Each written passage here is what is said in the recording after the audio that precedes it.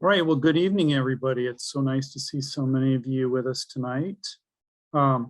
If you want to, yes, you want to change to speaker view, that would be most helpful for seeing and hearing our panelists. My name is Barry Steese. I'm one of the leaders of the Social Justice Advocacy Ministry of the Federated Church. And I'm going to share my screen.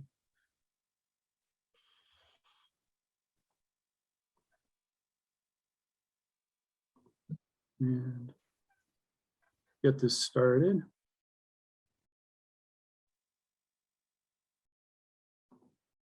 Hope everybody can see that. So we are the social environmental justice advocacy ministry of the Federated Church in Chagrin Falls. I'd like to start by just letting you know a little bit more about our group. We're a group of about 100 people who care about injustices in our society and on our earth. We are a faith-based group and welcome members from other faiths, as well as those who don't identify with a faith community. As a faith-based group, which is part of the Federated Church, we do not advocate for candidates or political parties. We are nonpartisan in our advocacy. As such, any views expressed by the panelists tonight do not reflect any stated position of the Federated Church on the issues under discussion. Instead, we try to focus on issues related to the general welfare of the human family. We seek to uplift and give voice to the most vulnerable in our society and criticize policies and systems which enforce oppression. As St. Paul said, our struggle is not against flesh and blood, but against powers and principalities. We have subgroups around issues of racial justice, environmental justice, homelessness, women's issues, immigration, LGBTQ rights, economic justice, gun violence, criminal justice, and voting rights. If you are interested in attending one of our monthly meetings or signing up for our mailing list, please put your name and email address in the chat, or if you prefer, you can email us at sjamfedchurch@gmail.com. Maren Kep will share that email address.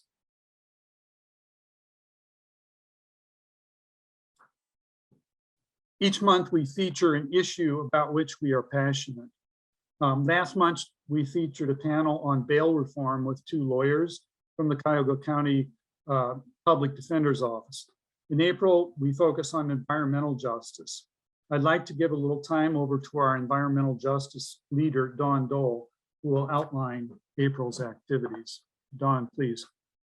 Okay, thank you, Barry. Just briefly, we have several things going on in April, and also a few things going on in May that focus on environmental and creation justice.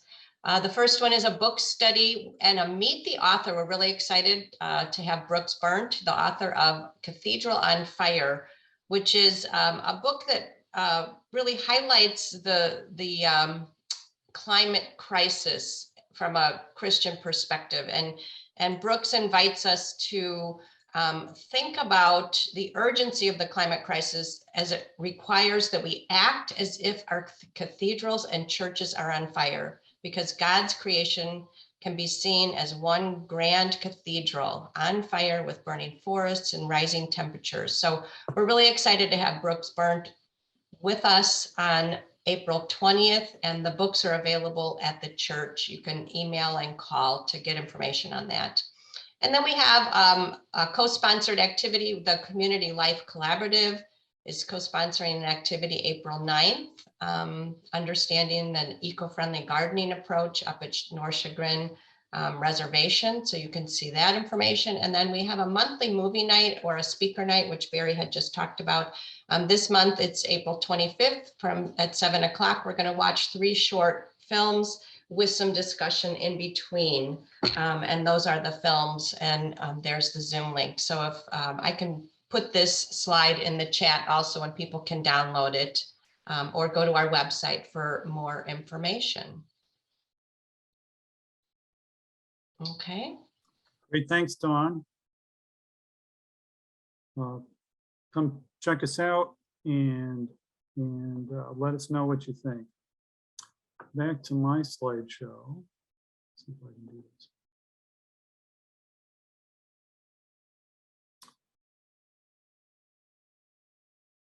Also, if you want to attend one of our meetings or sign up for our mailing list, feel free to put your name in the chat. I guess I already mentioned that. Also, if there's an area of social justice about which you are especially passionate, please include that in our information so we can tell one of our group leaders to get in touch with you. Tonight's focus we're calling Honesty in Education. We're going to focus on two bills working through the Ohio State House, House Bill 322 and 327. In summary, these bills were introduced in May of 2021. The bills would prohibit the promotion, teaching, and training of, quote, divisive concepts. They would affect pre-K through 12 grades, as well as higher education and political subdivisions. Penalties include up to 100% loss of state funding and loss of licensure. Before we have the panelists introduce themselves, I want to go over a couple ground rules for our session tonight. We're recording the session, just so you're aware of that. Please use the chat during the presentation to pose questions for the panel. Please don't use the chat to engage in discussion during the session. This will help all of us focus on what's being presented. Maren Kep, one of our SJAM leaders, will pose questions you place in the chat to each panelist at the end of their presentation. There will be time at the end again for more questions. Because of time constraints, we might not be able to entertain all of your questions, so be patient. Questions for the panel should be posed in a courteous fashion. Anyone who's not able to abide by these guidelines may be asked to leave the meeting. And I say that because these bills have ignited passions on both sides of the issue. And so we want to keep this a courteous conversation. And here's how we envision this session running. After introductions, each panelist will highlight a particular aspect of bills and their potential impact for Ohio. And at about top of the hour, we're going to have time for more answers to your questions. At 8:15, we're going to have a call to action to help you get involved. This might be the most important part of the session, so please stay tuned for this. Thank you very much. And now I'd like to have each of our panelists briefly introduce themselves. So if we could start with Cynthia Peoples. Hi, everybody. Good evening. My name is Cynthia Peoples, and let me get this off the screen. Sorry about that. Yeah, my name is Cynthia Peoples, and I am the new founding director for the Honesty for Ohio Education Coalition. I do have a background in community organizing and broadcast journalism. I segued into the nonprofit world after being a news anchor and reporter for just a little bit while I was living in Texas. About 4 years new to the Hudson area in Northeast Ohio. I've got 3 children, 2 of which have already graduated, and I've got a senior this year. So all of these issues are still very pertinent and real in our household, especially with our senior. Thank you so much. Thank you, Cynthia. And Lisa. Hi, I'm Lisa Behe. I'm in Shaker Heights, Ohio, and I'm one of the co-founders of Honesty for Ohio Ed, along with Cynthia and other folks that I have literally met along the way. I'm pleased that I have actually met Cynthia in real life, but we spent much of our early days of doing this work communicating via Zoom, pandemic style. So it's apropos that we continue to spend so much time on Zoom.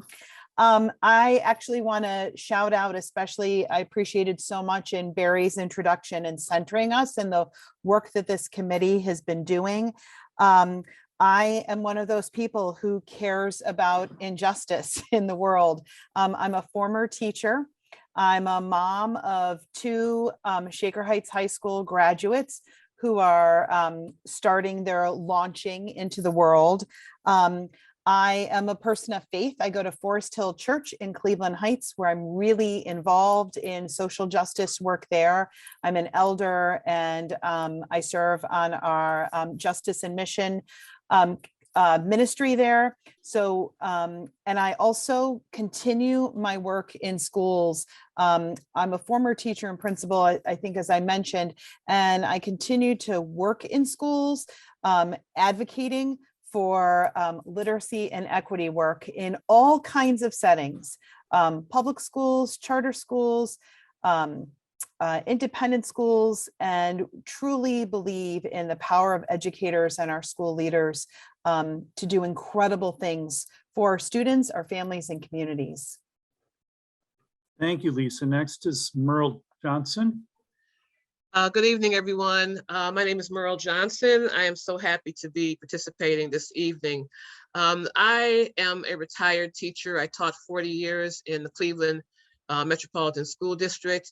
During that time, I was in leadership of the Cleveland Teachers Union for about 30 years, during which time I served as Director of Community Engagement. I am a believer in social justice. I feel it's very important for teachers to understand and appreciate the cultures of the students that they're teaching. And so for that reason, I created a workshop called on cultural competency. I also do trauma-informed strategy training of educators so that they are able to help all of their young people be successful. I have a radio show every Saturday at 1 o'clock on WRUW 91.1 FM.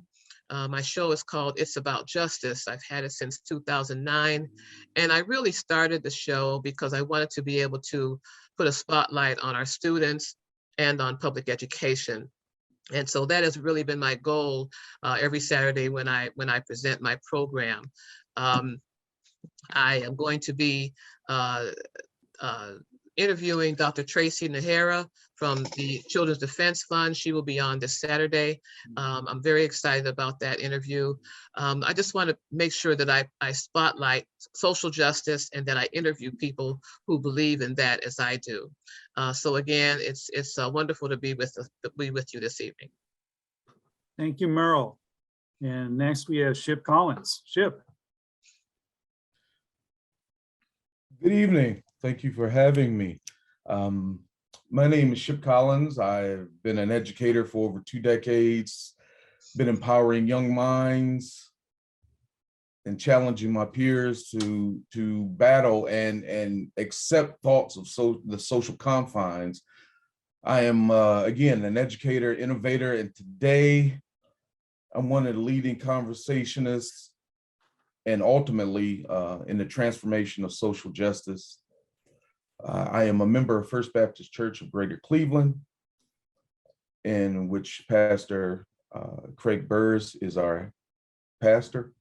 And I'm here because I'm an advocate for students. I'm an advocate for change and breaking down these barriers of social justice. So thank you for having me. Thank you, Ship, and thank you, Cynthia, Lisa, and Merle. I want to mention some partners that are supporting us tonight. The Omega Psi Phi fraternity and the Sadler Institute for Diversity, Equity, Justice, and Inclusion. They are our partners together in this session tonight. So thank you, panelists. And I think that Cynthia is going to start us off with the presentation. So Cynthia, please. Yeah, thank you so much. Bear with me while I get my tech piece together here. I'm going to go ahead and share screen. Voila. Okay, well, thank you, everybody, and thank you so much, Barry. And before I jump into the presentation, I do want to offer a special note of gratitude to the Social and Environmental Justice Advocacy Ministry for having us tonight, as well as your co-sponsors, Omega Psi Phi Fraternity and Sadler Institute for Justice, Equity, Diversity, and Inclusion. Thank you so much. We're the three of us, Merle, Lisa, and myself, are delighted to be here, as I'm sure Ship is as well. I do want to acknowledge and appreciate that most of us are coming to this discussion with very differing viewpoints, belief system, and lived experience, as well as trauma. But we all do unite around the love of our families, our children, and the vision for an Ohio where we all feel respected, valued, and heard. I just want to share a little bit about the Honesty for Ohio Education Coalition. As our name suggests, we do champion all things honest and truthful in education. We started not too long ago. We're still less than a year old. None of us can really believe that. It feels like we've been around for decades at this point. We are a nonpartisan statewide coalition. We do advocate for honest education for every student across Ohio that is grounded in facts and diverse perspectives, regardless of background, race, or zip code. At this point, we are more than 30 institutional organizational partners strong, and we do also include some of our national partners in that as well. We have a growing and emerging youth and young adult coalition, which we are so happy about. Merle has a big handprint and footprint on that as well.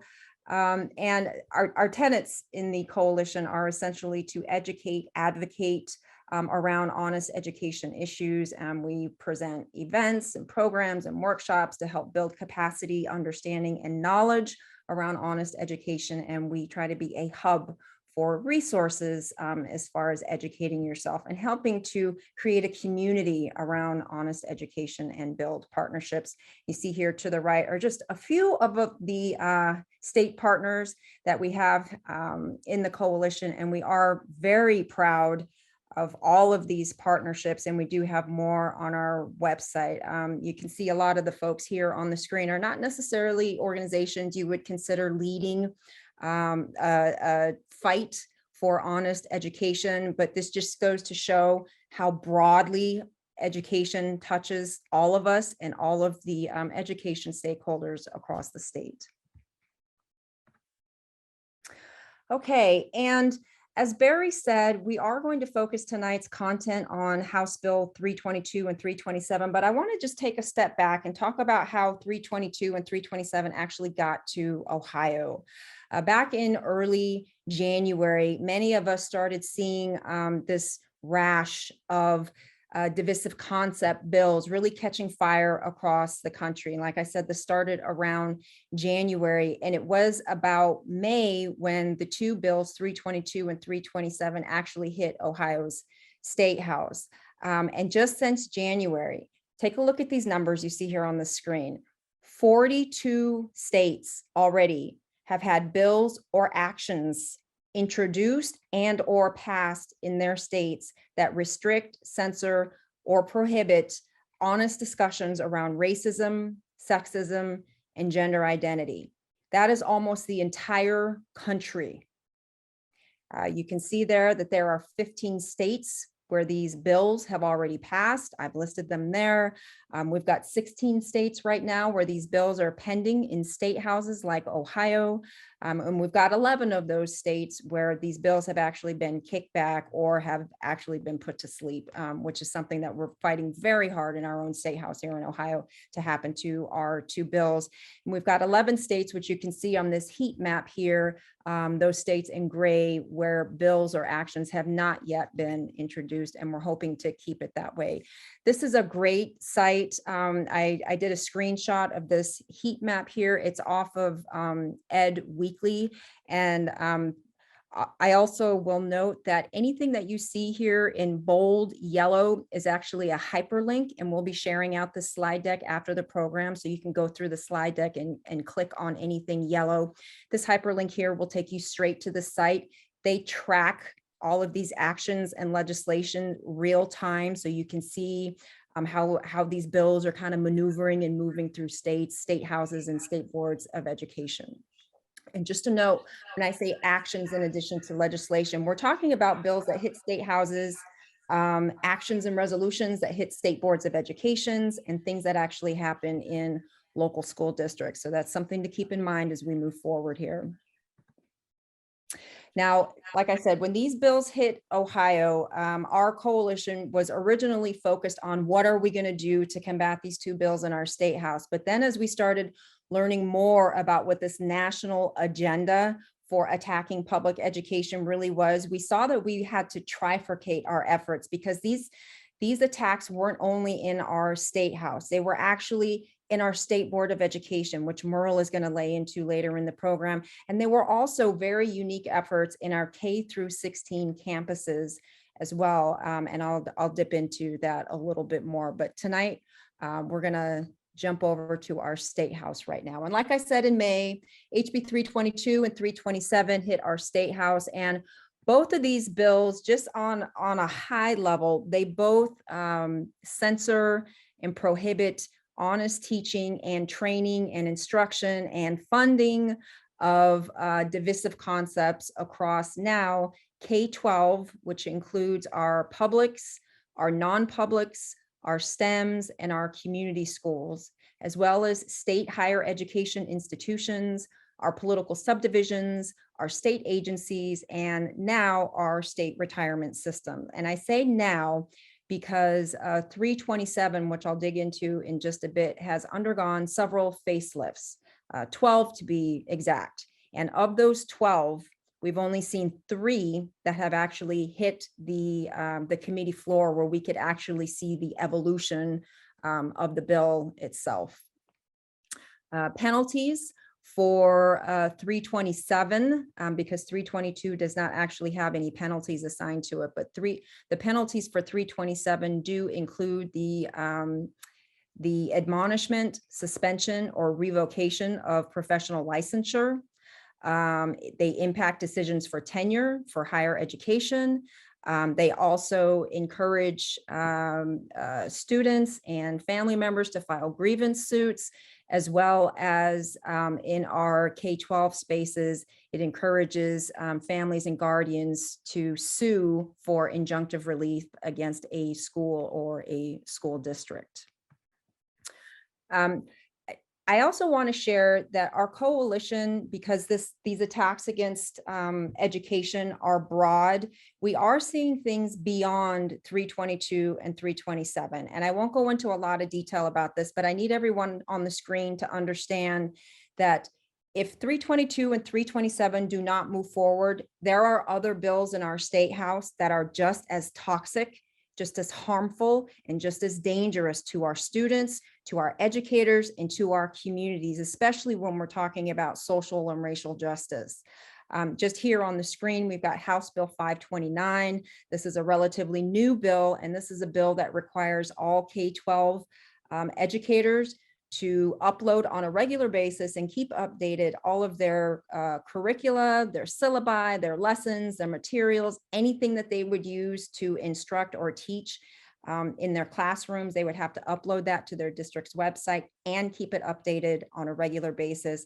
And this is essentially creating a pipeline for some of these more animated parent groups and animated community organizations to have direct access to educators and essentially police how they teach in the classroom. And House Bill 454 is new this year as well. And this is a very harmful bill. We're all very concerned about it. And this bill specifically prohibits gender affirming care and treatment for minors, specifically those in the LGBTQ+ community and space, identities. And also with this bill, which is really terrifying for me when I think about this, and to many, is it essentially mandates our educators and our administrators to turn into mandated reporters to out students to their families if they find out that they've come out at school, or if they join a GSA group. Imagine a stranger, an administrator, or an educator reaching out to a family member that they may not even have a relationship with and outing that student to that family member. Just the amount of harm and trauma that would be inflicted on that student. We all know that there is a reason why students do not come out at home. There are homing issues that can happen. There are abusive, physical abusive issues. There are emotional abusive issues that we're talking about. So this is a very harmful bill. Our partners over at Equality Ohio are leading the advocacy around this, and we are walking beside them to lift the work that they are doing here. And then finally, there is a bill that we actually are in support of, and this is Senate Bill 214. And this is a bill that's actually requiring culturally inclusive curriculum, focusing on Asian American and Pacific Islander studies throughout our K-12 districts. So there is a little bit of sunshine here, if you could believe that. And our sisters over at OPAL, which is the Ohio Progressive Asian Women's Leadership, is leading the advocacy to get 214 across the finish line. Okay, so let's dive into 322 and 327. So like I said, just a screen ago, 322 and 327 essentially are the same in spirit and in tenor. However, 327 is a bit more narrow. 327 essentially only targets our K-12 spaces, and it prohibits the inculcation of controversial content that's specifically related to race, sex, and current events. There's a short list there of the actual impact that this bill would have on developing any kind of model curricula and curricula standards. Looking at you, Merle Johnson, any kind of teaching, instruction, and discussion that happens in the classroom around what they call divisive concepts, affirmation of systemic racism, and affirmation of multiplicity of gender identity, which is specifically targeting our LGBTQ+ students. What this does is it tells our educators and administrators that they are not required to use gender affirming pronouns or to even affirm a particular student's gender identity. It also has some restrictions around what can be discussed and taught as far as current events goes, not requiring an educator to teach or speak about current events, especially if it's around a controversial divisive concept.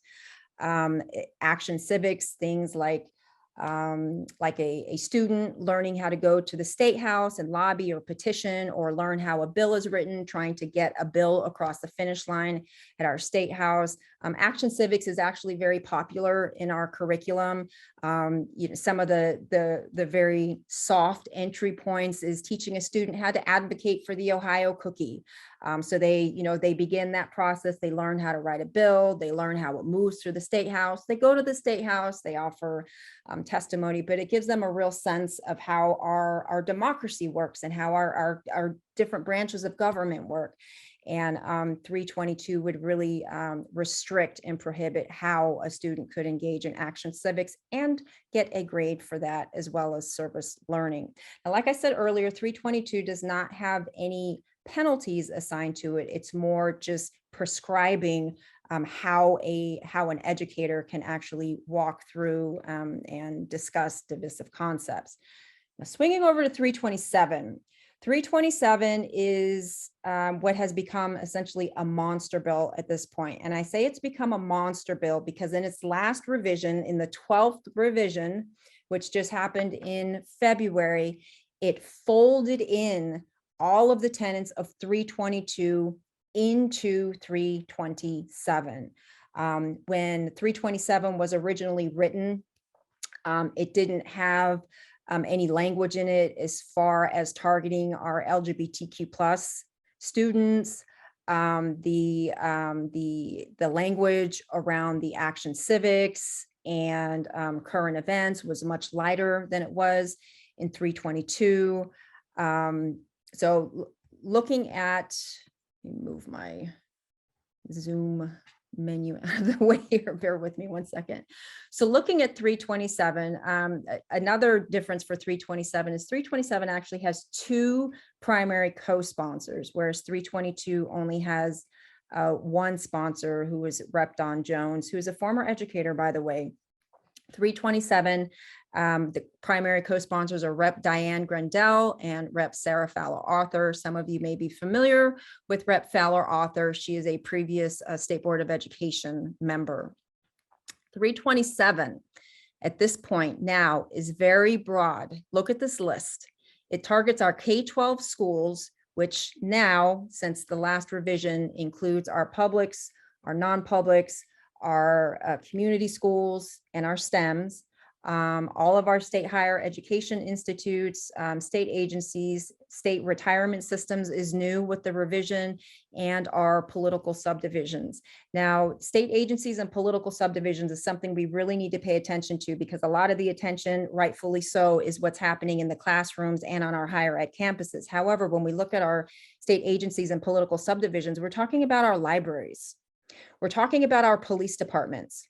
We're talking about our sheriff's departments. We're talking about public health agencies that really need to lean into social injustice and social determinants of health, and how our police officers and our sheriff deputies and our sheriffs are being trained with anti-bias techniques, anti-racist lens when they are out in the communities and engaging with our communities, especially our communities of color. We have all seen the escalation of the need, the dire need for police reform right now. So to pull back any kind of specialized training as far as diversity, equity, and inclusion, anti-racism, anti-bias, to pull that off the menu right now is going to cause so much more harm to our communities beyond just what's happening in our classrooms. So we really have to pay attention to just how broad this is. And like I said, and as we're trying to crawl out of the pandemic,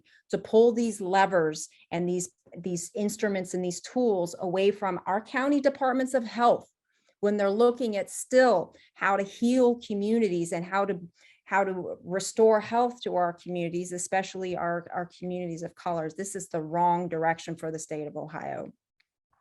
Looking at 327, what 327 does, very similar to 322, is it prohibits the promotion and the inculcation. Inculcation is new, that's a carryover from 322, of specifically 8 divisive concepts. Now, the first half of these 8 divisive concepts, none of us would really argue with. They include things that individuals of any race, ethnicity, color, or sex, or national origin are inherently superior or inferior. None of us would argue with that we shouldn't be teaching that we are inherently superior or inferior, or that individuals should be adversely, advantageously treated, or should treat others disrespectfully on the basis of their race, ethnicity, color, sex, religion. None of us would argue with that. That an individual, by virtue of their individual's race, ethnicity, sex, religion, or color, is oppressive or is racist or sexist, based on their race, color, religion. Now, where we kind of start getting into some dicey areas here is the other half of these divisive concepts that it's prohibiting, where it says that we're not allowed to lean into or affirm or challenge the notion of meritocracy. When we're talking about meritocracy, we're talking about the concept of this bootstrap, where if you just work hard and you just, you pull yourself up by your bootstraps, you should be able to get ahead, where it doesn't look at things like social determinants of health. It doesn't look at the resources, the inequitable distribution of resources, and how some people are starting far back from the starting line. So when we're talking about this bootstrap and just work hard, some of us are starting with very different resources. So this idea of just working hard doesn't really work for everyone. This other notion that any individual should be able to succeed or achieve equally, and they should not have a problem based on their race, ethnicity, color, sex, religion, or national origin.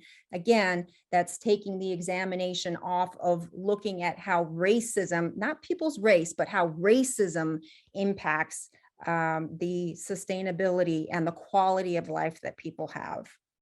So there are 8 divisive concepts here, and we'll be providing a handout, some links for you guys to dive into the bill. There's a lot of detail here, but I just wanted to give you some of the highlights. And 327 specifically impacts and curtails and restricts model curricula, curricula standards, the teaching, instruction, and discussion of those divisive concepts, as well as the affirmation of racism and the affirmation of gender identities.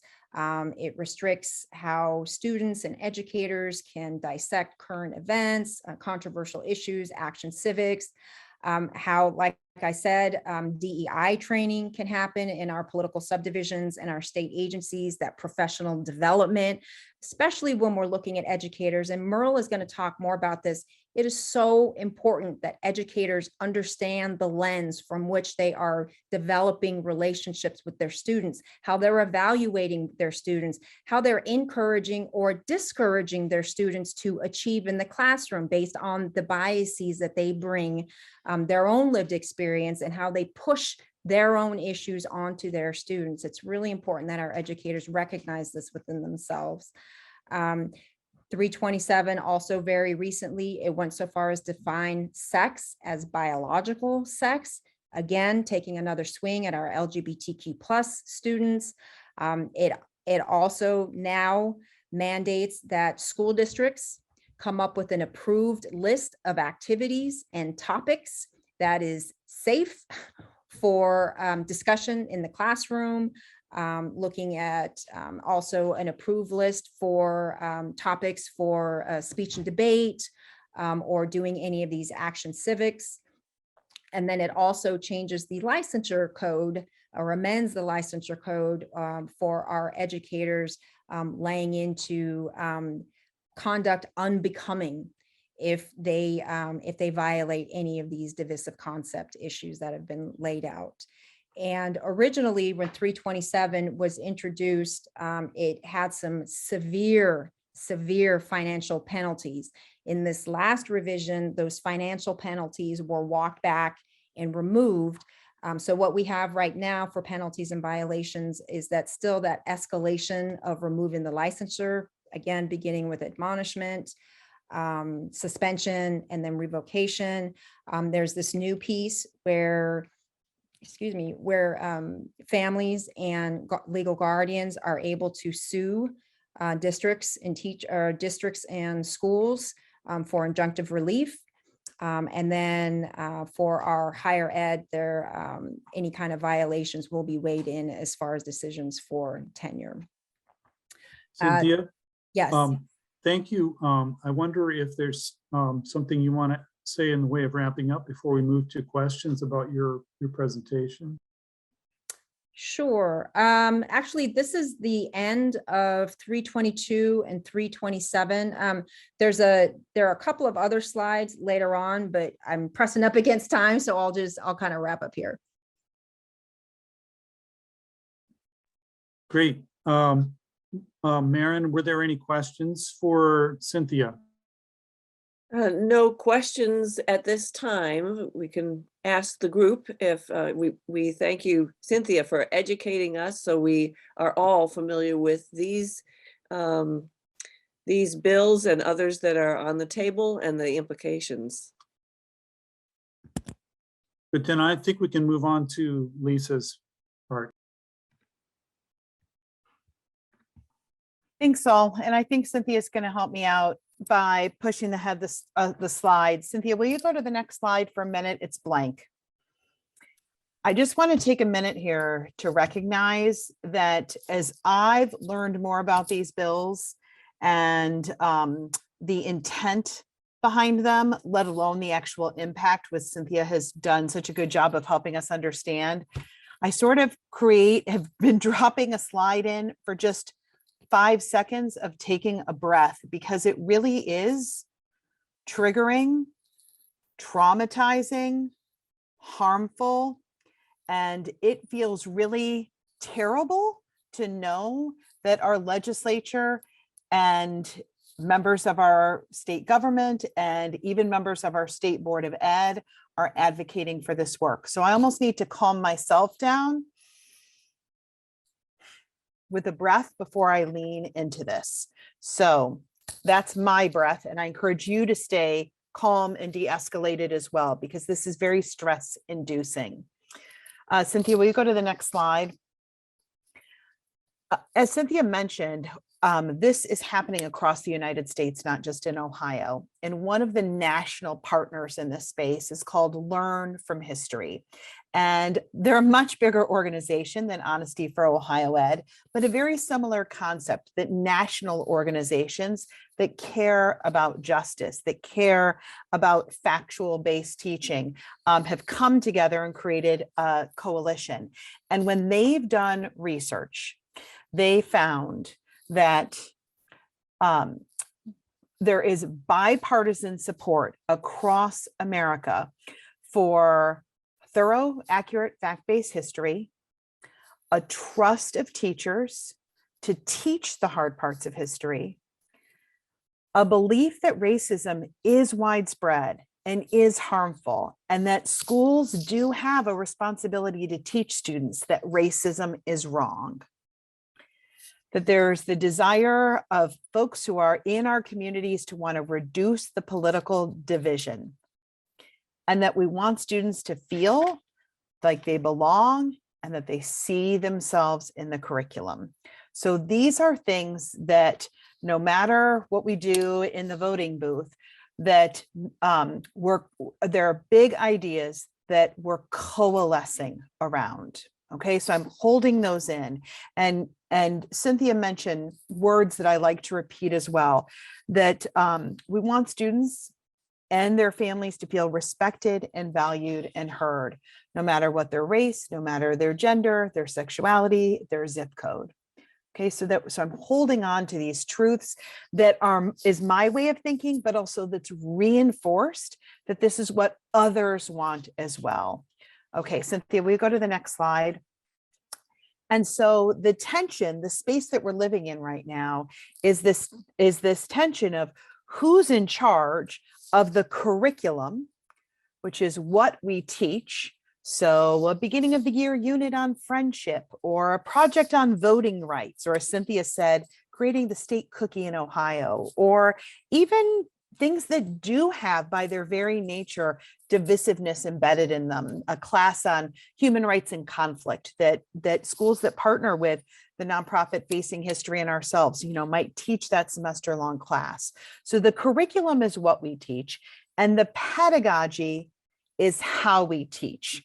So we read picture books, and many of you may have heard, oh no, we're banning books. We can't have that picture book, used because it harms. But we know that picture books are a conduit for lots of important learning.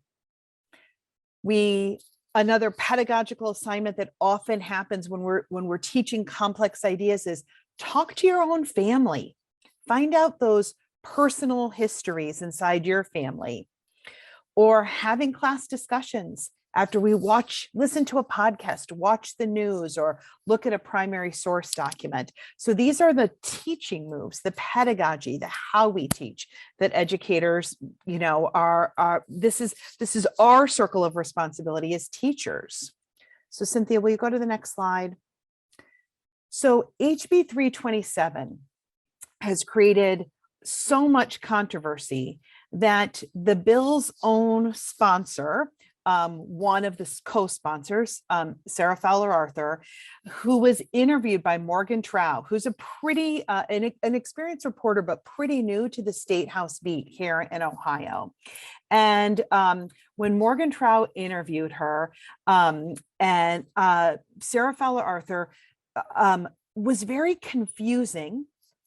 And this is, of course, we could probably do a lesson on this. As the headline says, it raised concerns about how we would teach divisive topics. And one of the things that Sarah Fowler Arthur said was that that when we're teaching the Holocaust, we might listen to it from the perspective, and she said listening to it, and I'm quoting her, from the perspective of a Jewish person that has gone through the tragedies that took place. And maybe you listen to it from the perspective of a German soldier. And as Morgan Trow listened to that tape and spoke with folks from the Maltz Museum and the Anti-Defamation League, she went back to Sarah Fowler Arthur again and again and again in fact, 10 times, I think maybe even a dozen times, to say, I really want some clarity here on what you said. Can I follow up? Can I interview you again? And Sarah Fowler Arthur refused to reconnect with Morgan Trow and issued a statement.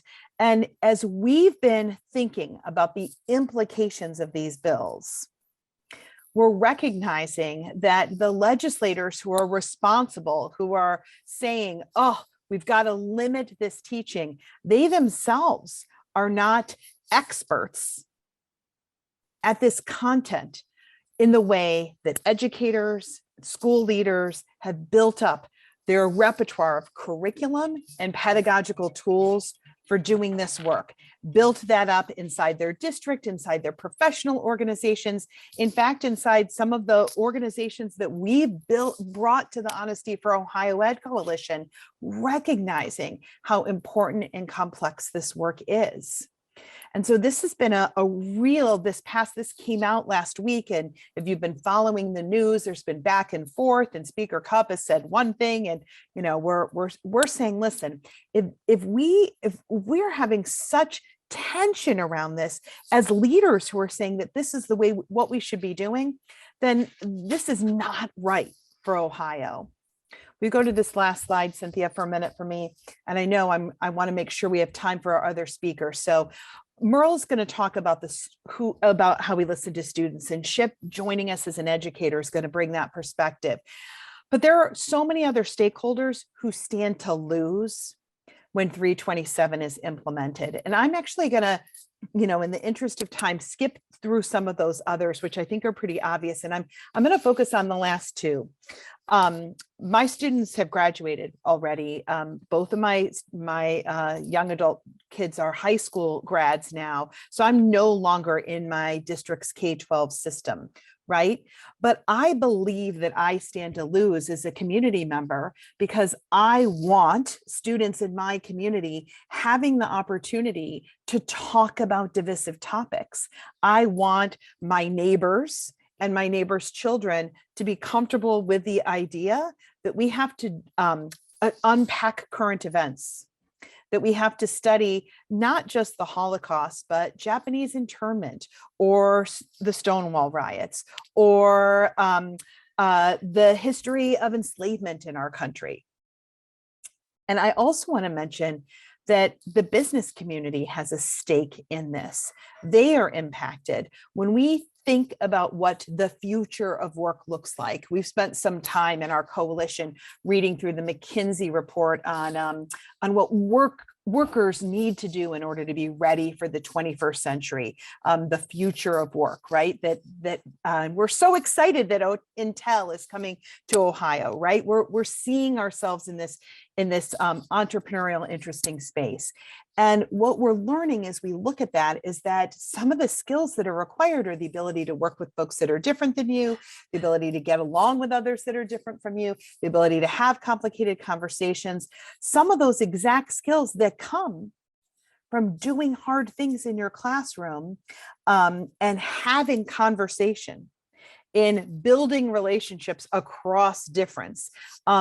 And that ability, we worry in our coalition that Ohio students are not going to be prepared with the skills that they need to be successful in the workplace, in our hospital systems, in our technology firms, in our other places of business, or in higher ed, if we stamp out all of educators and local boards of ed's capacity to choose curriculum and pedagogy that allows us to teach the truth. So we're really trying to make sure that more folks know and understand that this isn't just about your sixth grade student doing, a special project that they've always done, and gosh, that'll be taken away. This has implications and a ripple effect that reaches out into the business community and into higher ed as well. Okay, I'll stop there just in case there are any questions. I haven't been minding the chat at all. Thanks so much. Thank you, Lisa. One of the questions that's being asked is, do these bills have any impact on private schools? Yes, I'll do a quick note on this.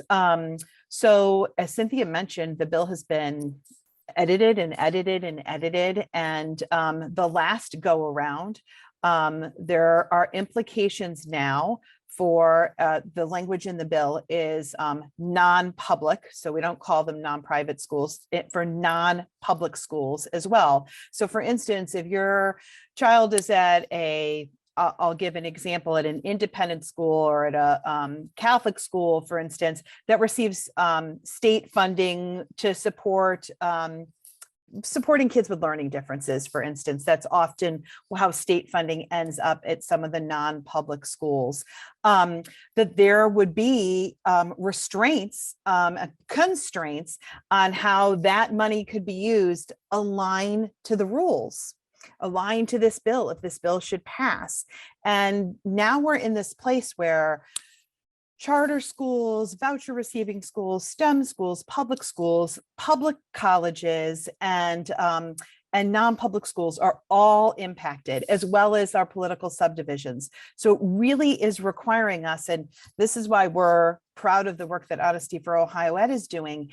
Each one of these bills, revisions require us to sort of fine-tooth comb it one more time to be like, okay, what's in and what's out in this iteration of the bill. So being informed, as we'll wrap up at the end, is one of the most crucial things that we can do, so that we start to say, wait a second, this is impacting, you know, my independent school. That doesn't feel right. Mhm. And really making sure that we're aware of all the changes. Thank you. So another question is there a plan about how to implement this law in higher education? Don't many college courses fall into this category in terms of? Yes, when Cynthia mentioned the coalition partners, there are many higher ed partners that are really concerned about this. Departments, professors, raising their voice and saying, this is not okay. Right. So a reminder that we also have the implications that that this would impact tenure decisions as well. So so if you go into the fact sheet that Cynthia is putting in the chat right now, you'll see that for each track, K-12, higher ed, and political subdivisions, the bill creates accountability and says who will be in charge of monitoring the complaints and the follow through. And it creates a burden, an unnecessary burden on a very, on a very stretched thin system to create monitoring and compliance around something we don't need to monitor and comply around. So Chris, there are absolutely college professors who are organizing around Save Ohio Higher Ed and other coalitions. The Ohio Council for the Teachers of Social Studies, which includes elementary, high, and college professors, are uniting around this as well. Wow. So I think that is our questions for now, and I encourage everyone to continue to pose your questions, and we can ask after each speaker. Thank you, Lisa.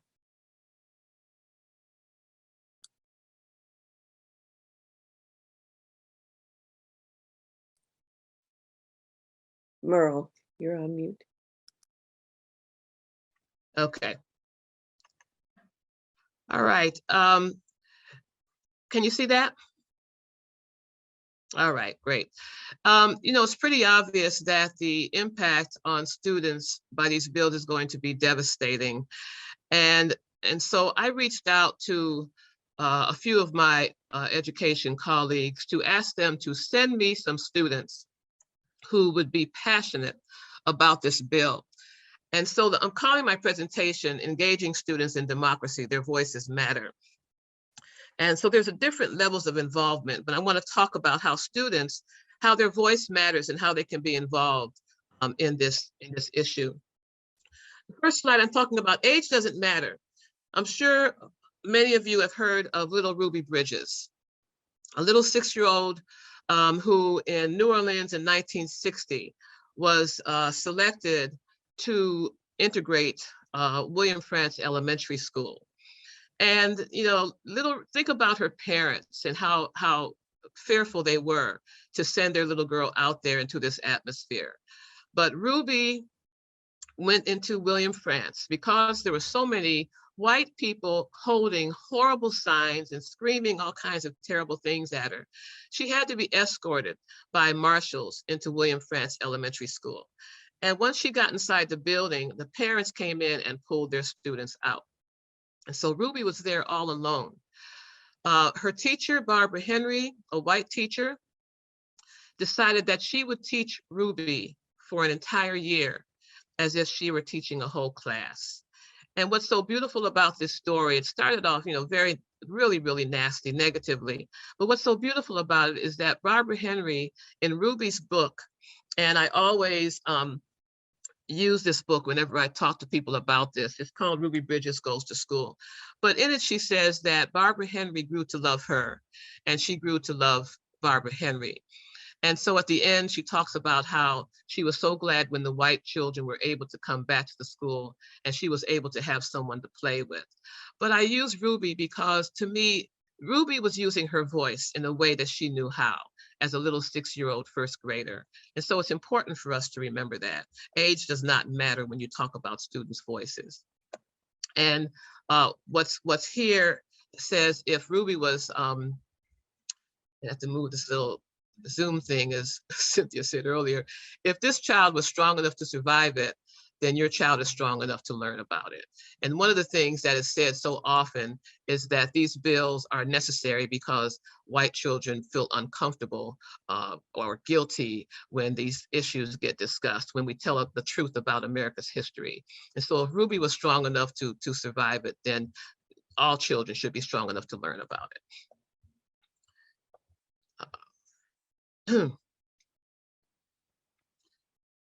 Okay, so I'm clicking and it is not advancing. Okay, there we go. So when we talk about children in schools, according to a 2016 Gallup poll, when it comes to student engagement, there is a predictable and well-documented downward trajectory as students get older. 3/4 of 5th graders report high engagement in school.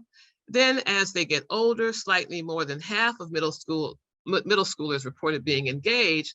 And then when you get to high school, about 1/3 of the students report being engaged. So we see that they're really, and this is generalization, of course, but they're losing interest. So it's important for us to make sure that we are doing things that are going to cause our students to want to be engaged and to want to be involved. What's happening is I'm trying to advance the slide deck and it's not moving. And so I'm trying to stall here as I keep pressing on it. Try using your arrow. I am using the arrow, but the arrow is making me press it 4 or 5 times before it advances. Okay. So that's the problem. But thank you, Maren, I appreciate that. So why does student voice matter? First of all, authentic student input is particularly important for historically marginalized populations, including students from Black, Latinx, Native American, and low-income communities, as well as students with disabilities. And also, authentic student input, it gives students more ownership over their education, which has been linked to improvement in student outcomes. And my favorite part about teaching is bringing some joy to the classroom. And then also, students' ideas are often better than adults' ideas. So when adults sit around and plan for students, and then they wonder why students don't want to do what they want them to do, it's because the students have better ideas. This is a message to students, a message to really anybody who's concerned about not being involved. And it was said by my sorority sister, Congresswoman Shirley Chisholm, first African-American woman elected to Congress. She said, and I just love this, if they don't give you a seat at the table, bring in a folding chair. Now, when I reached out to my colleagues and asked them to send me some students who would be passionate about this issue, I I got 13. And so we started having Zoom meetings. Thank goodness for Zoom.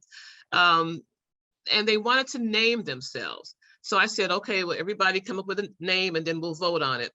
So they came up with the name SPEAK, Students Promoting Equity and Knowledge. And I just love that name. So here you see a Zoom meeting, and that's Christina Collins is one of my colleagues on the State Board of Education. I invited her to our meeting so she could appreciate what the students were doing. The students also decided they wanted to have a logo. So again, I asked students to design a logo. They voted on the one they liked the best, and this is what they came up with: Students Promoting Equity and Knowledge, SPEAK Coalition, and I think it's a beautiful, beautiful logo. But here are the steps. It's not complicated. It's not hard to get students involved, especially around an issue like this, that, as I said before, it's going to have a devastating impact on their whole school experience. The first thing is for them, they have to become well-informed. And so at our first Zoom meeting, after we did some getting to know you activities and so forth, I said, you've got to read these bills from front to back. And I said, when we come to the next meeting, I want you to talk about, we're going to discuss what your concerns are. And so the students read the bills, and because of Honesty for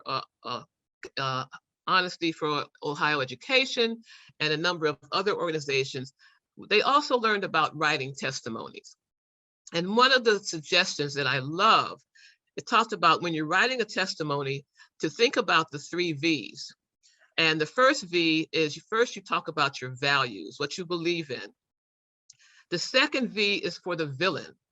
Who is the villain in this case? The villain is 322 and 327. And the third V is for your vision. After you've talked about the villain, then you talk about what you would like to see happen. And so the students really like that, that suggestion, that plan. So after you talk about the bills, the students get more comfortable with their knowledge level. Then I encourage them to begin to speak at town halls, school board meetings, faith institutions, and so forth. And on the first page, which I didn't point out, but I should have, there was a young man who's a member of SPEAK named Jacob Rintamaki. And he spoke at his school board meeting in Westlake, and I drove to Westlake to support him. And what I did was I videotaped his speech and I put it on Facebook. And what I found out later from his mom, who I know, is that Jacob had been born with a genetic ailment that made it so he couldn't speak until he was 5 years old. And so when she saw his video, this video of him speaking in front of his school board on Facebook, she said she cried because she never ever knew that he could do that. And so when you think about stories like that, it just broadens the benefit and the good work that involving student voices can do, because they can end up doing things that they didn't know they could do and that their families didn't know they could do. Next, after they've talked at town halls and so forth, then get them to participate. So this is like on a deeper level because you're usually going to have more people watching. Get them to participate in forums, webinars, radio shows, press conferences. You know, we had 2 members of SPEAK who went to Columbus to testify at the hearings. Owen Gaynor from Rocky River, and Jacob went the second time he went. But you got to get them out there. And the more they participate and speak, the more comfortable they will become. This is a SPEAK member, Kayla Blake, who I invited her to City Club of Cleveland. She got up and asked a question of Dr. Hassan Kwame Jeffries, who was doing a talk about critical race theory at the City Club. So notice number 4 is right. So many students, they may be afraid or uncomfortable with speaking in front of audiences, but you can get them to put their thoughts on paper. Out of the 13 students, I asked them to write letters to the editor. I got 10 letters from them. I taught English for 40 years, so that was so exciting to have so many students doing their homework. Their letters were wonderful. And so what I did was I sent their letters to a couple of community newspapers. The Cleveland Plain Dealer wouldn't print them because they wanted to talk to each student individually to make sure they had written it. And I was not going to put students through that. But I sent them to 2 community newspapers. And in one of the communities, the community was so excited about it that they said, we want more. And so I actually was able to get 2 of the students hired to write letters every month for the newspaper. They get $50 per article. So I'm gonna zip through these. I took an excerpt from each of the letters. I'm gonna read very fast because of time, but I want to just make you aware of the student voice. Here's what they think. So Kayla said, as a Black student in America, it is already hard enough to have my identity recognized and my history acknowledged, especially in the classroom. But these 2 bills would only make everything worse.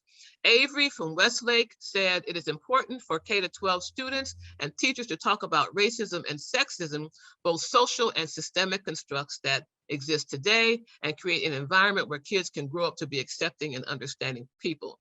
Greg from Rocky River said, CRT is not a subject taught in high school. In fact, it is found primarily in college level law courses to teach future lawyers and defenders of justice the history of laws and regulations that were created to hinder the rights and freedom of minorities. Carly, who is now a freshman at Harvard University, she's a Shaker Heights grad. She said House Bills 322 and 327 encourage narrow, singular viewpoints that perpetuate racist, discriminatory, and exclusionary abuse, trauma, behavior, and narratives in the classroom, while also discouraging the student voices and advocacy that is central to Shaker's student organization. And Lily from Beechwood graduate, she's now at the University of Rochester. She said, I urge our legislators to vote no on House Bill 322 and 327, which are dangerous for the future of our state. Continuing with the other letters, Jacob, who I just mentioned, who's on the front page of this presentation, he said the goal of these bills is to control our voices. Still, by learning, organizing, and speaking out against these bills, a little shout out he gave to Honesty for Ohio Education, check it out. You, the reader, can help to protect our educational system. And LaErica, another Cleveland student, said, you may say, I'm not racist, I don't see color, but that belittles the justice that people of color have been fighting for 400 plus years. Color blindness is a systematic excuse, and I just love this part, to justify conversations people aren't ready to have. Owen, Greg's brother from Rocky River, said, if these bills were to pass, this would create a generation of students who would be unable to think critically about themselves, the past, or the world they currently live in. This would be detrimental to the development of our democratic society.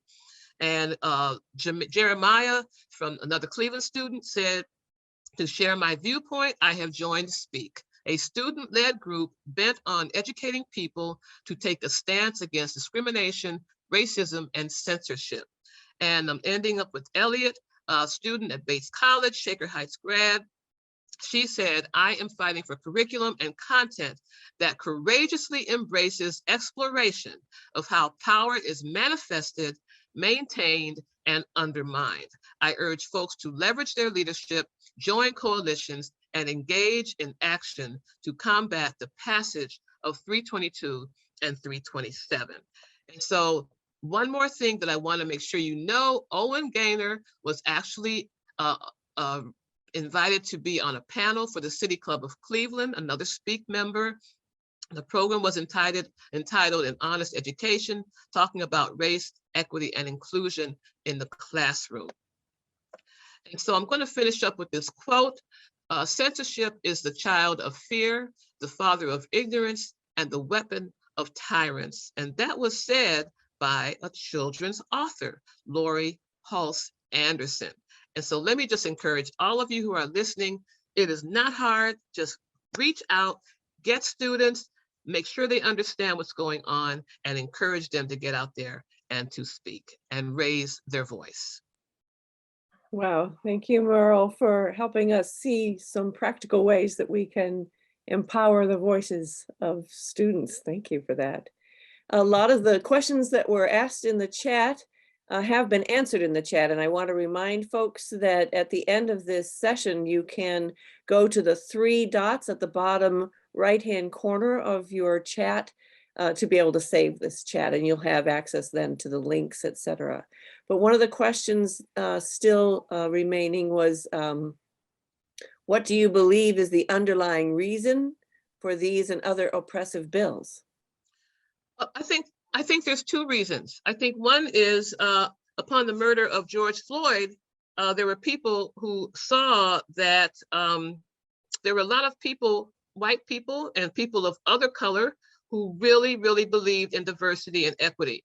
And they are afraid that they're losing their power. Some white people are afraid, I think, that they're losing their power, that they're no longer going to be seen as having all this great privilege that they have right now. And I think that it's fear is one of the reasons. And I think the other reason is they want to pull out their base for the elections so that they can win. So I think that and there's one more reason. They're focusing on our children. If they can oppress our kids and stop them now while they're in school, then maybe they won't vote. They won't feel they have any power. Maybe they won't speak out.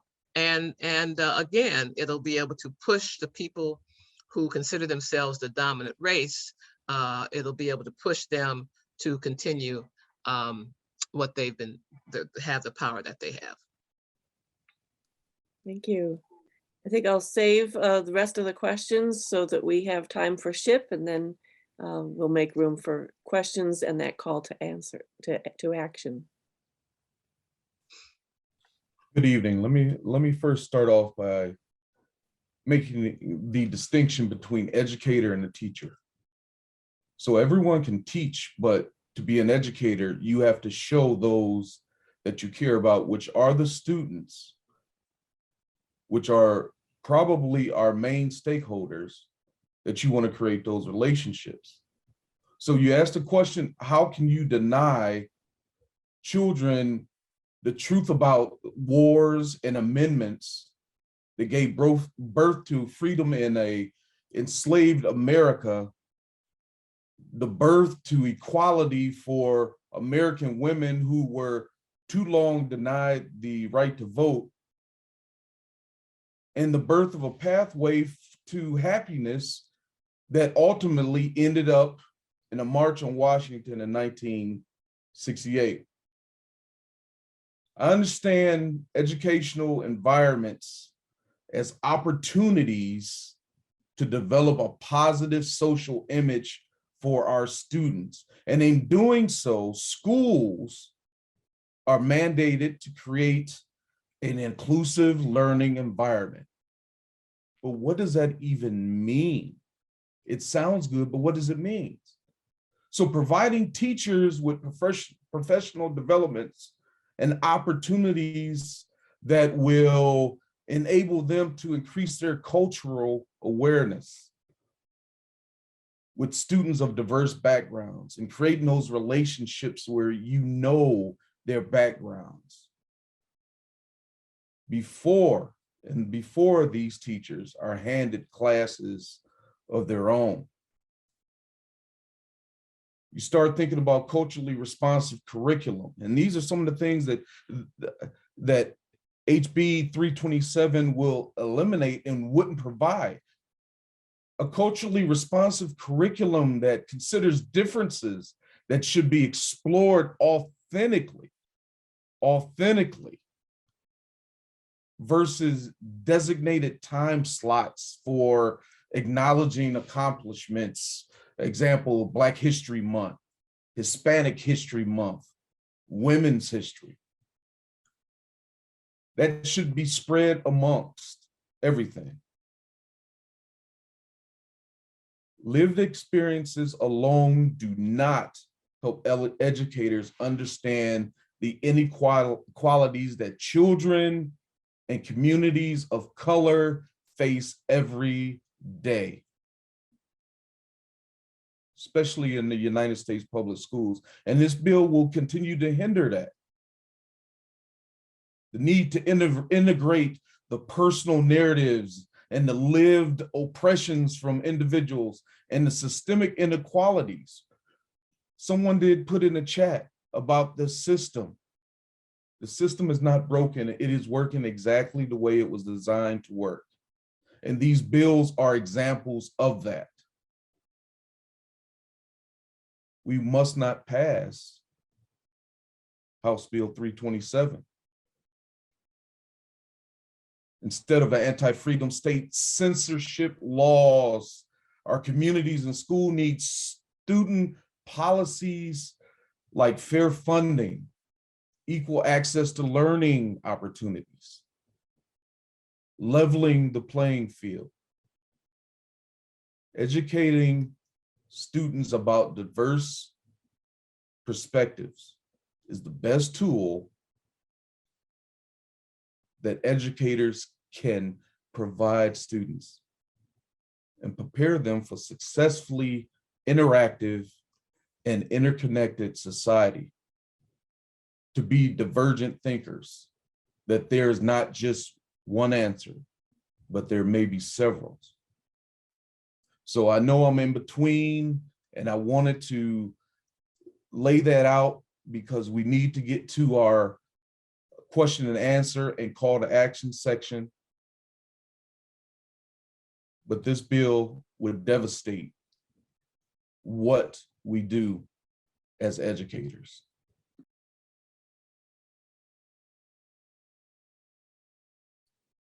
Thank you, Ship. So a couple of questions to the panel still, and then we'll get to the call to action.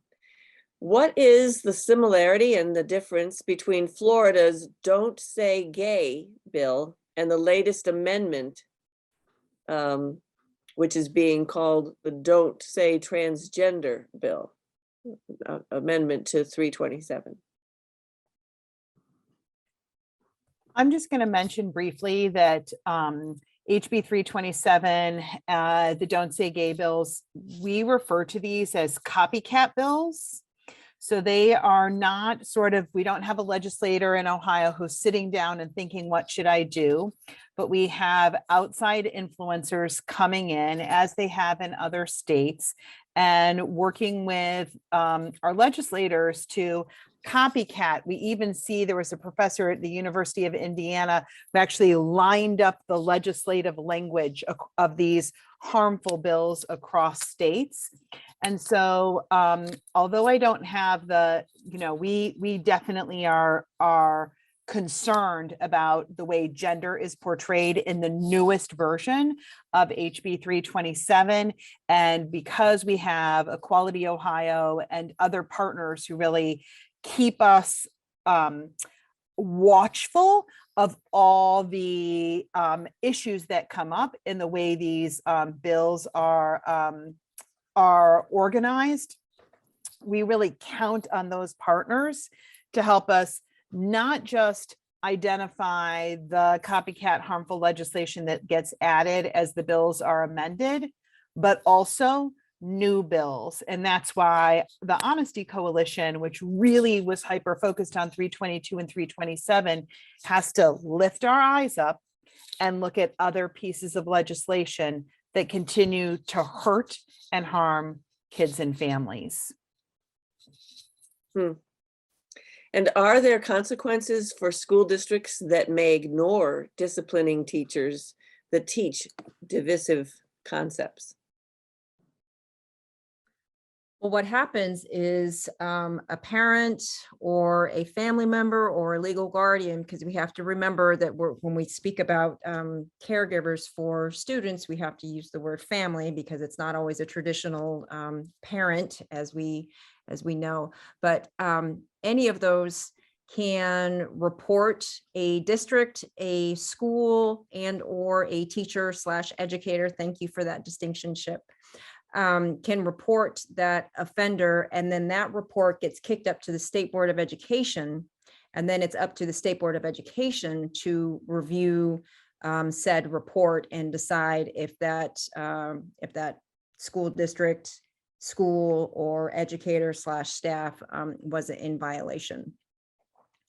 And not to get us too off track, our State Board of Education right now has a pretty interesting power dynamic, and ideological leanings right now, which we're all very concerned about and watching. There's a number of different activities that are happening at the state board that are independent of what's happening in the state house, but keeps us just as busy, which Merle can attest to. There was also a question in the chat asking about how many of the different state board members are pro or opposed to 322 and 327. I did drop in the chat that there were 2 board members, Dr. Kilgore and Kirsten Hill, that actually gave proponent testimony for 327 back in June. I dropped a link so you can actually read their testimony in the chat.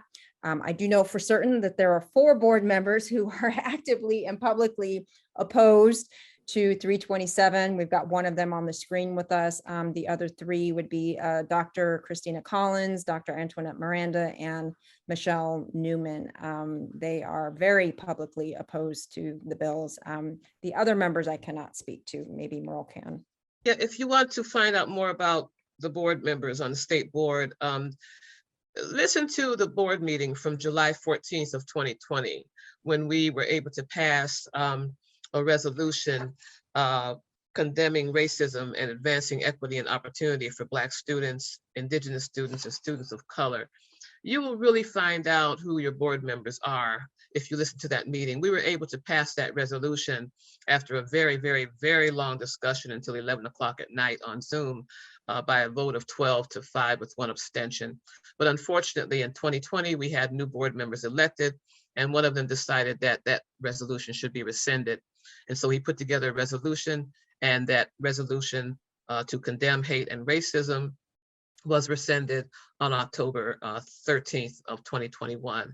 And so listen to that board meeting too, October 13th, 2021, if you really want to find out where your board members stand. Listen to it on the Ohio channel. It's really important for people to listen to those meetings. Thank We're you. also- Go What'd ahead. you say, Cynthia? I was just going to add that I dropped 2 links in the chat around that anti-racism resolution. The original resolution, which we love to shop around and put on a pedestal where it belongs. That original document is in the chat, as well as a nice write-up from cleveland.com about the 10 board members who voted to rescind the resolution, 5 of which are up for election in November. Yeah, and I also forgot to mention that it was the 8, with the state board, 11 members are elected and 8 members are appointed by the governor. And it was those 8 appointed members that helped us pass the resolution condemning hate and racism in July of 2020. And so unfortunately, when the vote came to rescind the resolution, those 8 appointed members were threatened by 2 senators and governor that if they did not vote to rescind, they would be kicked off the board. And 2 of them were kicked off. Our president at the time, Laura Kohler, and Eric Pockler, who kept asking at the board meeting, what's wrong with the resolution? He kept asking that, what's wrong with the resolution? And nobody was able to answer it. But the 2 of them received the call and they were asked to resign. And so I just want people to understand the kind of toxic environment that we are existing in at this time. Wow. So I think we want to leave space now for the call to action. I know a lot of folks are wanting to know, what can I do?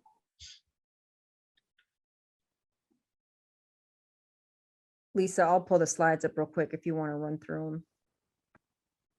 Wonderful, thank you. And thank you for folks.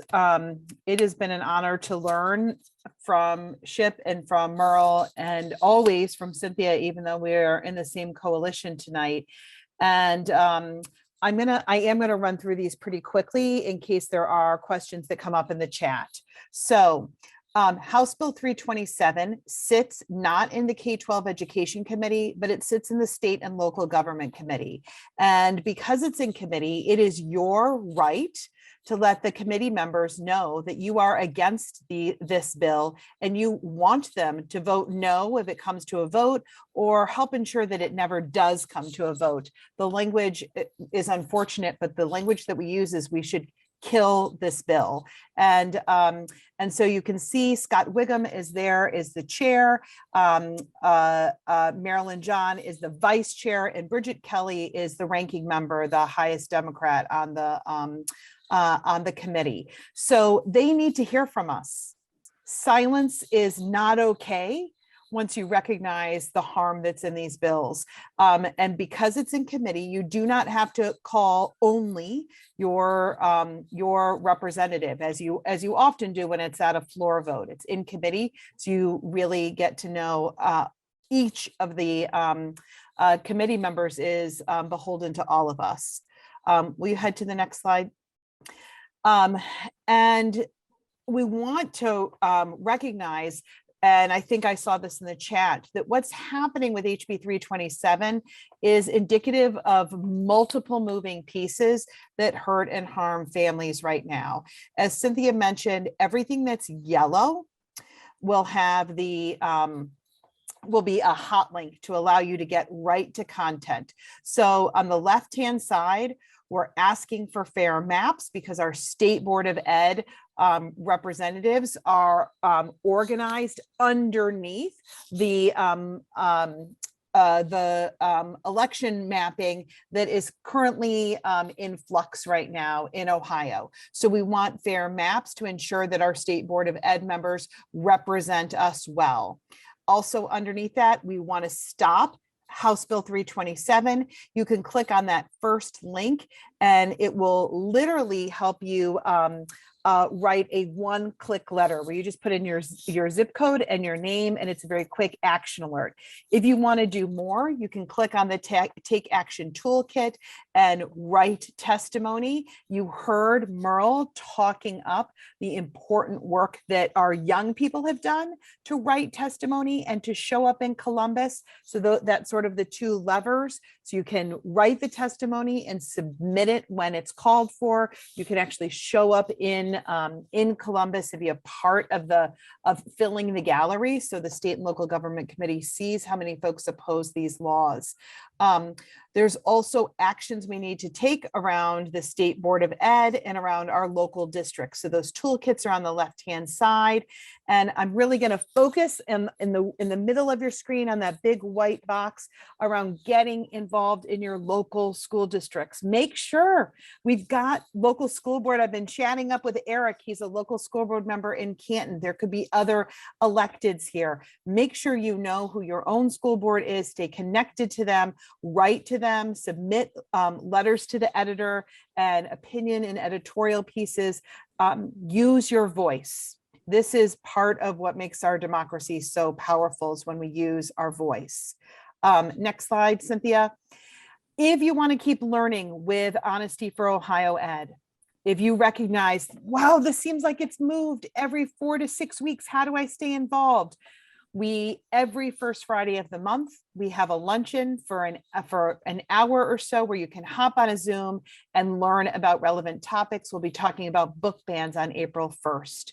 You can also join our education exchange. That's the third item on this list. It's the third Thursday of every month. We'll be talking about getting out the vote, elections and education. You can, the State Board of Ed meets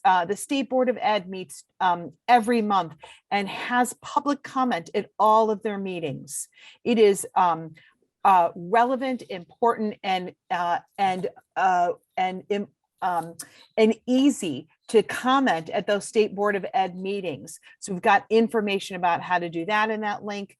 And if you love a young person, you live in a house with a young person, you're an educator yourself, you're a leader in a faith community, please consider clicking on this link. We will be having a youth-oriented event on Sunday, April 24th at 1 p.m. And it's really important that we continue to support, as Merle has modeled, our young people in recognizing how much this impacts them.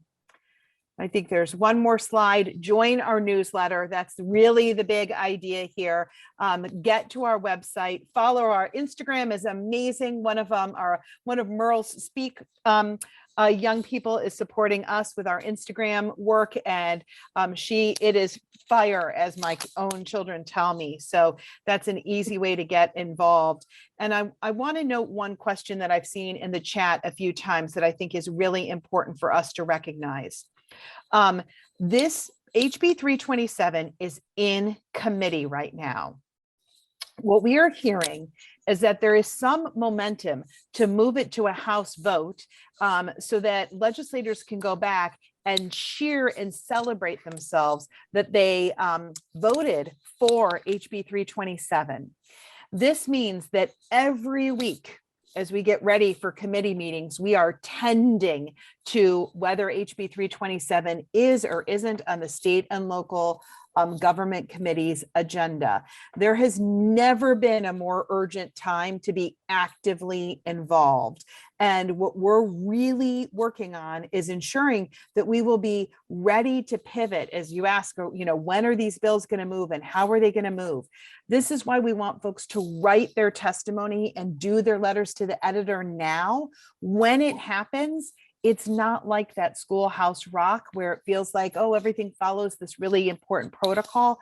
It happens quickly, and it means our preparation now is necessary so that when we do get the word, it's being added to the agenda. We have 12 hours to get testimony there. You're not sitting down with a blank piece of paper, but you've already done some of that work already. Using your voice is critically important. Okay, please join us in this work.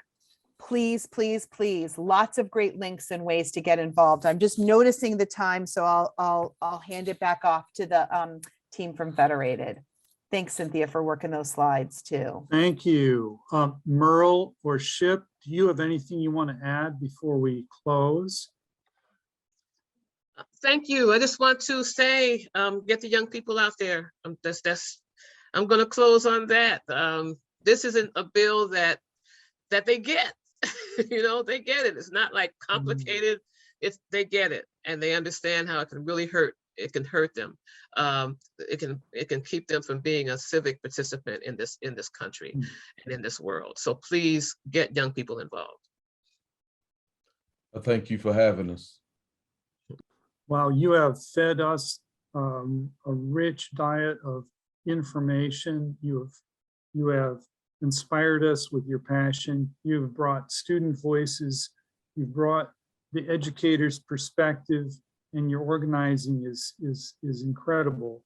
I have a couple items of business before we stop, but thank you so much for everything you gave us tonight. We are honored to have you with us. And here at SJAM, we like to think of a wheel, and SJAM is the hub, and the people that come to our meetings are the spokes. And so I want all of you to think of yourself as a hub, and your family and friends and your business associates, colleagues as spokes, because if all of us on this meeting go out and do something to advocate against these bills, probably not going to happen, right? But we need to have all of our contacts involved in this advocacy. So let's go out and convince our colleagues and our friends and our family that this is make or break time here in Ohio. I want to put that out there. You've seen how to save the chat so you can harvest these rich resources. Open the chat right now if you haven't done that, and find the 3 dots and click on that, and it'll show you how to save the chat. Alternatively, you can click on any of the many links in the chat, and those links will open websites on your browser, which will be open when you leave this meeting. That might be the easiest way.